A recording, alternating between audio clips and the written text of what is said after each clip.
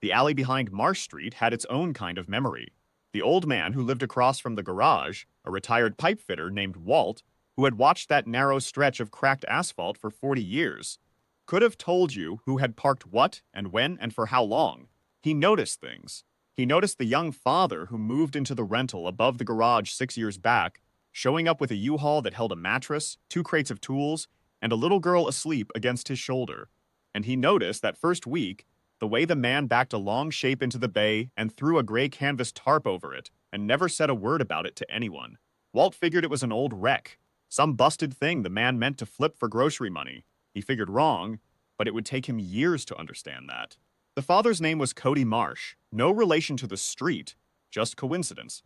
And to everyone on the block, he was simply the mechanic in Bay 3, a lean man in his early 30s with grease under his fingernails and a daughter named Lily who walked to school, passed the garage every morning, and waved at her father through the salt-fogged window. He was quiet and steady, and he did not complain, which in Walt's experience meant either a man of exceptional patience or a man carrying something heavy. Cody was both.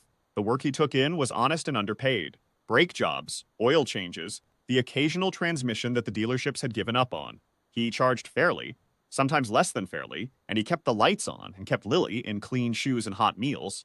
And that was the sum of what the block knew about him. The tarp stayed on. Walt heard the question from his kitchen window on a Tuesday evening in early October. The garage bay door was up, the work light burning gold in the dusk, and Lily was sitting on an overturned crate, watching her father work on a customer's sedan. She was 9 years old, and at 9 years old, a child does not ask dishonest questions. She asked plainly, the way a child does, "Dad, why are we poor?" The wrench in Cody's hand stopped. Walt set down his coffee cup and listened. Cody did not answer right away. He wiped his hands on a shop rag. He walked over to the crate and sat on the concrete beside his daughter, so he could look at her level. When he spoke, his voice was low and unhurried, the way a man speaks when he is choosing every word. "We're not poor," he said. "We're careful. There's a difference." He paused. "You remember what's under the tarp?" Lily nodded. She had been told since she was small not to touch it. "That's ours," he said. "That's been ours since before you were born. When the time is right, you'll understand what it means." She asked what time that was. He said soon. Walt thought it was a kind thing to say to a child. He did not think it was true. The man from the dealership group came 3 days later, a regional buyer in a wool coat who had been told, through a chain of 3 phone calls Walt was not privy to, that a mechanic on Marsh Street might have something worth a look. He walked into the bay with the comfortable confidence of a man accustomed to finding junk and offering insultingly little for it. Cody pulled back the tarp. The buyer looked at the car for a long moment. Then he looked at Cody. "What are you asking?" Cody told him. The buyer made a sound, not quite a laugh, but not far off. He said the market for cars like that was soft. He said the restoration would cost more than the car was worth. He said he might be able to do Cody a favor, take it off his hands, spare him the storage costs. He named a number. Cody put the tarp back. "I'll see you out," he said, and he did. Walt watched the buyer drive away, and then watched Cody stand in the alley a moment, hands in his pockets, not visibly bothered, and then walk back into the bay and begin threading a bolt into the sedan's brake caliper as if nothing had occurred. Lily's drawing, a crayon sun with uneven rays, was taped to the side of the steel cabinet, and Cody glanced at it once before he bent back to work. Walt thought, that man is either a fool or he knows something the buyer didn't. He was beginning to suspect the latter. What Walt did not know, what almost no one knew, was that Cody Marsh had spent the better part of 7 years working on that car an hour at a time, every night after Lily was asleep, using money set aside from every job, sourcing parts from 3 different states and 2 overseas suppliers, keeping a logbook in a green notebook that lived in the locked cabinet beside the sun drawing. He had not restored the car from a wreck. He had preserved it. The difference being the difference between rebuilding a church and keeping one standing.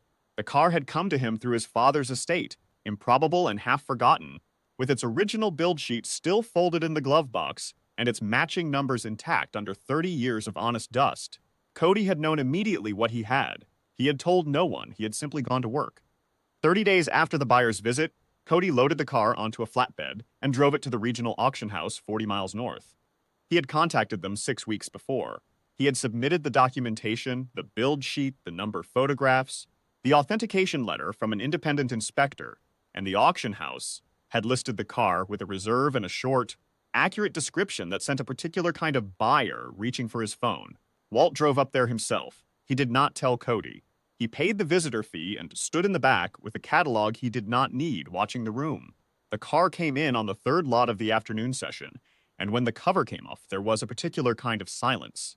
Not the silence of indifference, but the silence of people recalibrating what they were looking at. The auctioneer moved through the provenance without hurry. The bidding opened at a number that made the couple beside Walt inhale sharply, and then it climbed, cleanly and without drama, through one floor and then the next.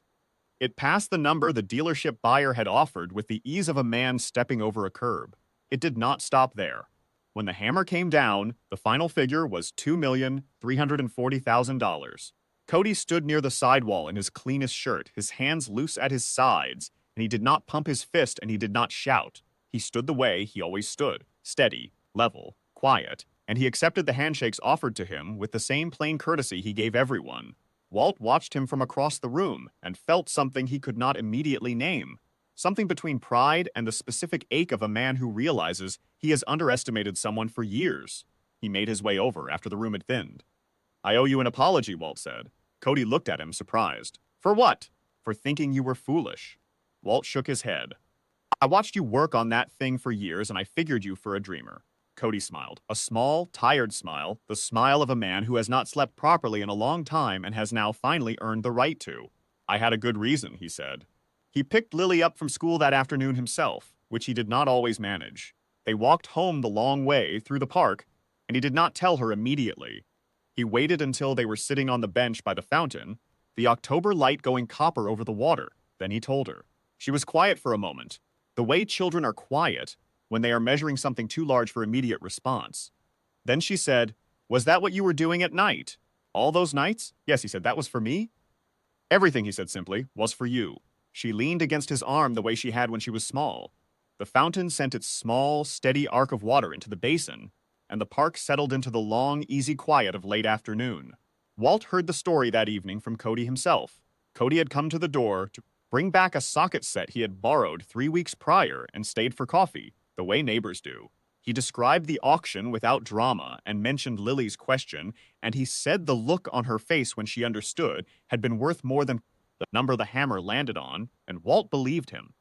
He thought about it afterward, sitting at the kitchen table with a second cup going cold. He thought about the tarp and the 7 years and the buyer's half-law and the crayon sun on the cabinet door. He thought about what patience looks like from the outside, when you cannot see the plan behind it. It looks, he decided, almost exactly like foolishness, until the day it doesn't.